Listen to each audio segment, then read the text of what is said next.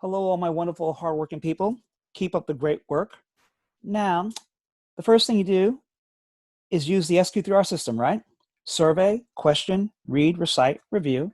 We're in chapter four. And if you're in the ebook, simply put in page 55 at the top, and it'll bring you right to where I am right now, okay? And you look at the headings, subheadings in the chapter, right? So it's the United States Constitution and the federal system. Okay, good. Subheading, what a constitution is. Subheading, the branch of government. Okay, United States Constitution states. All right, subheading, delegated and shared powers. Then underneath that, it has what? Delegated powers.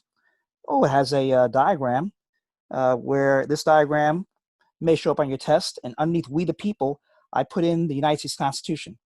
Then we go down to U.S. government. Then we go down to the states. Why? Because we all must follow the United States Constitution. And that's the way, if I put it on a test, it will be on the test. Okay? So right underneath we the people comes the United States Constitution. Instead of it being off to the left side, I put it right there in the middle. Then we have what? Shared powers. Then we have other powers, police power of the states, prohibited powers, federal supremacy, express regulations, right? Silence, silence as one. Then we have the effect of federal deregulation. We have interpreting and amending the Constitution, conflicting theories, amending the Constitution. Then you have what? Constitutional method of amending, amendment by judicial interpretation, amendment by practice. All that should be in your outline, right? Remember, Roman numeral 1, ABC, 2, ABC, 3, ABC. Or Roman numeral 1, A, 1, 2, right? You decide, and you'll know if you're doing it right or not based upon how well you do on the examination, all right? Okay, let's go back.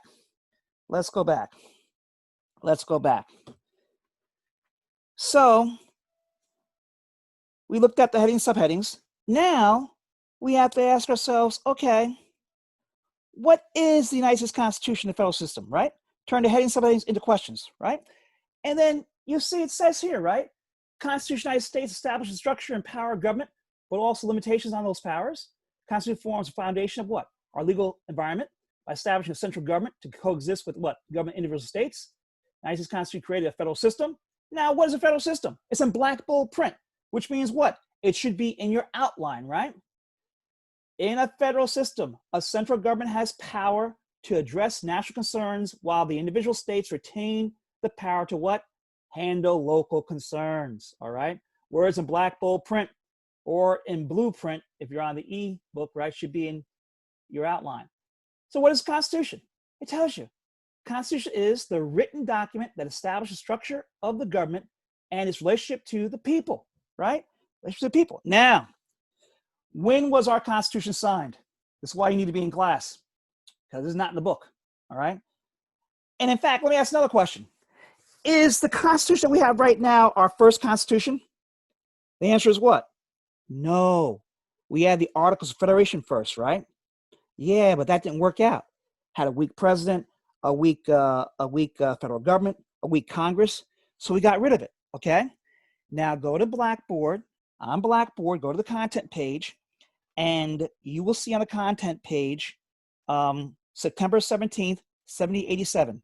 That's the day we signed our second Constitution, okay? By the way, while you're up there, look at the Electoral College, look at the Yale professor on CNN about the Electoral College. Make sure you look at September 17, 1787. Peanut Company America, you already looked at that for chapter 3, right? United States Senate Judiciary Confirmation, John Roberts, all right? Watch the first 35 minutes of that. Then watch JFK's healthcare speech at Madison Square Garden on May 20th, 1962. And then watch the rebuttal of Dr. Niss, okay, who gave his speech the day after President Kennedy, where he wasn't for this Medicare, okay? All right, so make sure you look at those, as well as Little Ledbetter, okay? And anything else I told you to look at in class, all right? Because they'll all show up on a test, and then maybe not. And again, maybe they will. So you have to be ready one way or another. And so the answer here, my wonderful people, is what? Yeah, September 17th, 1787 is the day that we signed our second Constitution. That's the one we're working with right now. Not our first one, our second one. The United States Constitution was adopted in 1789 by the 13 colonies had won their independence from King George, right? But here, the book does not tell you that, hey, that's our second constitution. I'm telling you that, right? And you should know that, by the way, from American government anyway, about the Articles of Confederation. But if not, don't worry about it. That's why I'm here, okay? That's why I'm here, okay, to help you and to help you the best of the best of the best. Good, better, best. Never let it rest until your good is better and your better is best. Don't give up. Don't give in. Don't give out. Keep on moving forward.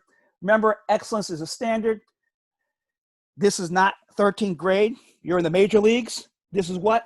College. Okay? You're in the major league now. This is college, college, college. For every 1 hour in class, you're supposed to spend what? 2 hours studying. Okay? Oh, that's a lot of hours. You know what we call that? College. That's what we call it. It's called college. All right? Okay. Let's look at the branches of the government, right? What are the branches of government? All right, we have 3 parts in our government. What do you call that? Tripartite, right? That means 3, all right? Now we have our legislative branch, okay? And picture the United States Capitol, all right? On the left side of the Capitol is the House of Representatives, United States House of Representatives. On the right side, all right, is, and if your back is to the Supreme Court, okay, that's where you're looking at, okay? If your back's to the Supreme Court's behind you and you're looking at the Capitol that way, toward the Washington Monument, okay? Remember, I interned on Capitol Hill, so I when I was your age, all right, on the Senate side and on the House side. Anyway, so what do we know? House members serve 2 years. Senators serve 6 years, okay? So we have a what? Tripartite system, all right? The legislative branch, Congress, what do? They make the laws. Then we have the executive branch, the president. They execute, right, or enforce the laws. And then you have the what? Judicial branch, right? The courts, and they interpret the laws, all right? Now, let me go back to the legislative branch of Congress. We call that what? A bicameral system, a bicameral body, 2-house body. I already went over with you about the House of Representatives. They serve 2 years, right? Senators serve 6 years. How many years does the president serve? 4 years, right? And if they get reelected again, another 4 years, right? What about Supreme Court? They serve for what? For life. All that you need to know might show up on a test someday. The president is elected by an electoral college whose membership is properly elected. Okay, make sure you go on course content page and look at the professor, all right, from Yale on CNN talking about the electoral college. That may show up. Also, I have an article up there on electoral college. Make sure you read that, okay? That's very, very important, all right? You need 270 to become president of the United States of America. So the president's elected based upon the electoral college vote. Okay, let me see. You have to be in class for this too.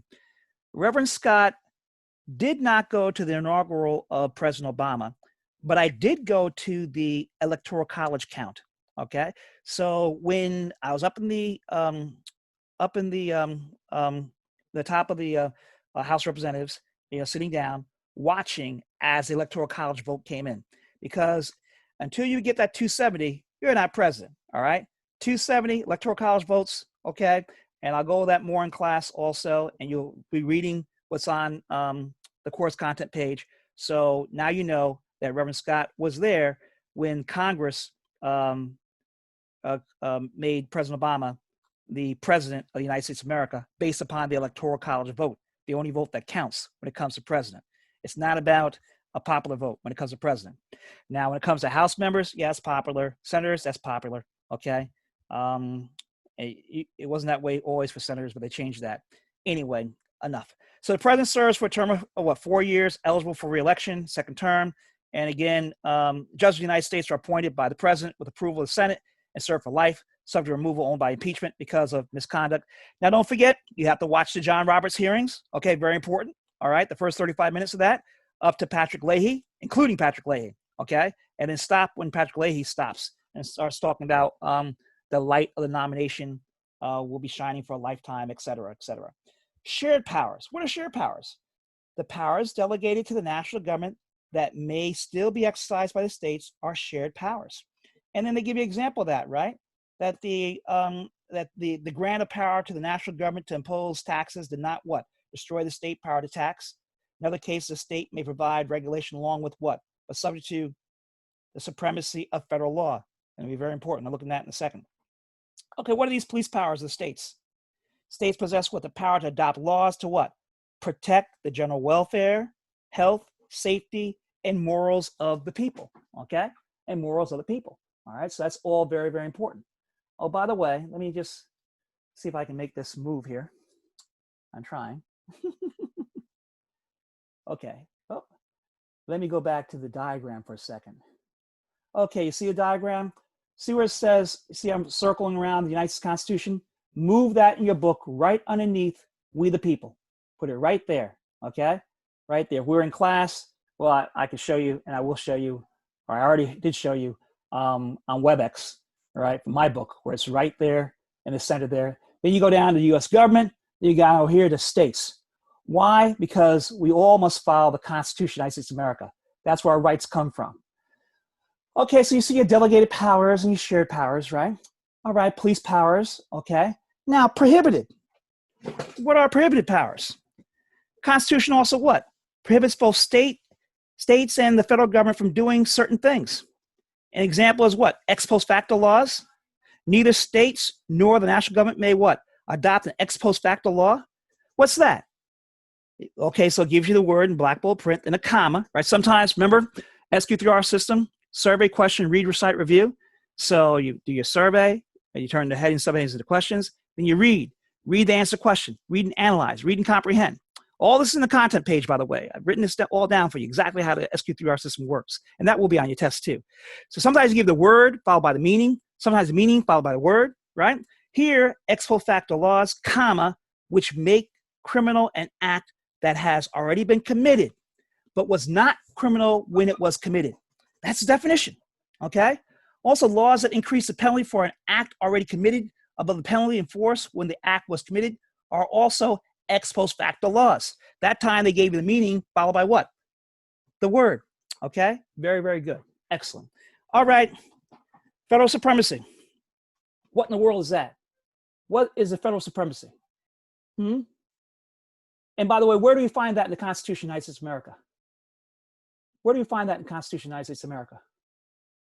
Where do you find federal supremacy? Where do you find that? Well, turn with me to the back of your book to appendix number 2, page A9, okay? You want to look at Article 6, Section 2, okay? Article 6, Section 2, all right? Federal supremacy. States cannot enact conflicting state regulation if the congressional intent to regulate exclusively can be inferred from the details of congressional regulation. Preemption means that the federal regulatory scheme is controlling. In other words, federal law is supreme. At least it's supposed to be, okay? And throughout history, though, they've circumvented that and done what they wanted to do, all right? But in the Constitution, it's very clear, okay? Appendix 2, A9, Article 6, Section 2. Here's what it reads. This Constitution and the laws of the United States which shall be made in pursuant thereof, and of all treaties made or which shall be made under the authority of the United States, shall be the supreme law of the land. What? Shall be the supreme law of the land. And the judges in every state shall be bound thereby, anything constitutional laws of any state to the contrary, notwithstanding. Well, that means that means the Civil Rights Act of 1875, which we're all aware of, right? Which said treat everybody equally, an act to protect all citizens. The Supreme Court said it was unconstitutional in 1883. It should have been what? Constitutional, right? Constitutional. What about women? Remember I talked to you and I said, hey, what happened to Sunday O'Connor was wrong. It was inappropriate, and I don't agree with the textbook, the author on that. I don't agree with it. She should not have been discriminated against. All right. She should have been treated just like anyone else. All right. They treated her differently because she was a woman, and that is wrong. Period. All right. And you can't say, well, positive law, there wasn't anything against it in positive law. Yes, there was. All right. Yeah, there was. Okay. And I went over that in class with you. Okay. In what? The 14th Amendment. That's right, the 14th Amendment. Remember that, right? And we talked about that already, okay? And the 14th Amendment is very, very clear, right? Isn't it very, very clear? Just in case you missed it. Okay, first, Section 1 says that all persons born, this is on A-11, okay? Amendment number 14, passed by Congress June 16th, 1866, ratified July 23rd, 1868. This is part of the slave amendments, right? 13, 14, 15 amendments, right? After slavery. And I may have mentioned to you about Dred Scott, okay, and how he went from a slave state to a free state. And when he got to a free state, he said, I'm free, I'm free. And the Supreme Court said, I'm sorry, Dred Scott, you're a slave, you're property, you're nothing. And therefore, we can take our property anywhere we want to bring it. All right, that's the Dred Scott case. So Congress, right, the radical Republicans, the Justice Republicans, the Equality for All Republicans who were in Congress at the time, they passed the amendment number 14. It's right here. Okay, it's primary information. All right, most Americans don't even understand this, what I'm talking about. All right, Section 1. All persons born or naturalized in the United States and the subject to the jurisdiction thereof are citizens of the United States and of the state wherein they reside. That's from the Dred Scott decision, right? Because Supreme Court Taney, Chief Justice said, I'm sorry, you're property, you're nothing, right? So we said, oh no. We're going to say if you're born in the United States of America, you're an American citizen, okay? And then it says, no state shall make or enforce any law which shall abridge the privileges or immunities of citizens of the United States. That means everybody's supposed to be treated equally, folks. What year is this? 1866. Okay, that's the greatness of America. We had it right, okay? Bad people took over and made it wrong. Then we had to make it right again, but we had it right, okay? Now, next. Nor shall any state deprive any person of life, liberty, or property without due process of law, okay? Now, here's one that's under O'Connor, right? Positive law, it's all positive law, okay? Nor deny to any person within its jurisdiction the equal protection of the laws. Sandra O'Connor should have been treated just like a man, equally, okay? And positive law supports that. So I don't agree with the author. Remember that for the test. I don't agree with him on this. I say that she should have been treated equally to the man, equally to Rehnquist or any other man. You should know who William Rehnquist is. It's going to show up on your test too. Talked about that. And here it is, the equal protection law. Equal means what? Equal. Treat everybody the same. Okay? So it's right there in the Constitution, my wonderful people. Okay, where were we? Okay, so you have your express federal regulation. You all probably read that already, right? Constitution statutes passed by Congress are subject to the supreme law of the land. Okay? And then you have silence. Sometimes Congress is silent, right? The silence of Congress and failing to cover a particular subject area indicates that Congress does not want any law on the matter. However, when national uniformity is essential, silence of Congress generally means that what? The subject has been what? Preempted for practical reasons by Congress, and that no state law on the subject may be adopted. Now look, you're supposed to read this yourself, okay? All right, I just do a little bit of review here.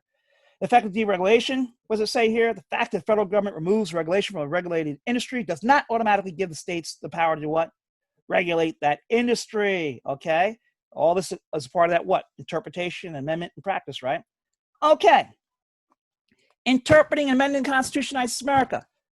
Now, each and every one of you know about how the law is made in America, right? Are you moderate? Are you liberal? Are you conservative, right? That's how we make the law in the United States of America. That's why they fight over the judges, okay? Now, my wonderful people, page 58, interpreting and amending the Constitution. Look what it says. The Constitution, as it is interpreted today, has changed greatly from the Constitution as originally written. The change has been brought about by interpretation, amendment, and practice. Could women vote in 1776? Could women vote in 1786? Could women vote in 1806? Could women vote in 1886? How about 1906? How about 1960? How about 1919? No. White women got the right to vote when? 1920, all right? And maybe a handful of black women also, right? And then black women got the right to vote down south when? August 6, 1965, with the Voting Rights Act, okay? So we've changed things to make it what? More equal for everyone. Now look, conflicting theories. Shortly after the Constitution was adopted, conflict arose over whether it was to be interpreted strictly, so as to give the federal government the least power possible, or broadly, so as to give the federal government the greatest power that the words would permit?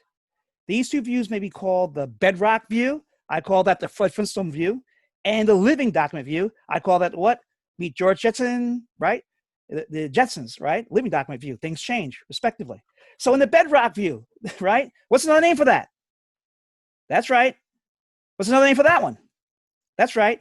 In the bedrock view, or strict constructionist, or originalist view, the purpose of a constitution is to state what? Certain fundamental principles for all time. Okay? Now, in the living document view, a constitution is merely a statement of goals and objectives and is what? Intended to grow and change with time. To grow and change with time, right? Whether the Constitution is to be liberally interpreted under the living document view or narrowly interpreted under the bedrock view has a direct effect on what? The Constitution. Now, tell me, what has occurred for the past century? What's been going on in America? What's our textbook say? What's been happening? What's been happening? And it says what? For the last century, the Supreme Court has followed the living document view. This view has resulted in strengthening the power of the federal government, permitting the rise of administrative agencies. Oh, by the way, are administrative agencies in the Constitution of the United States of America? The answer is what? No. So how did they arrive? How did we arrive at having administrative agencies? What view of the Constitution gives us administrative agencies? That's a great question for a test. The answer is the living document view, okay? All right, so a rise of administrative agencies, expanding the protection of human rights. Now, look what it says here. It's very important. The book is excellent on this. One view is not selected to the exclusion of the other. As contradictory as these two views sound, the Constitution remains durable. We do not want a set of New Year's resolutions that will soon be forgotten. At the same time, we know that the world changes, and therefore we do not want a constitution that will hold us tied in a straitjacket of the past. In terms of social forces that make the law, we are torn between our desire for stability and our desire for what? Flexibility. We want a constitution that is stable. At the same time, we want one that is what? Flexible, okay? And here you can take a look, right? Amending the Constitution, right? Where you have judicial interpretation, Constitution, practice, Constitution, formal amendment, okay? And it tells you what Article 5 of the United States Constitution specifies a procedure for adopting amendments. Okay, very, very good. I usually ask the question, can you take away the rights of women to vote? I usually ask that question. What do you think? What do you think?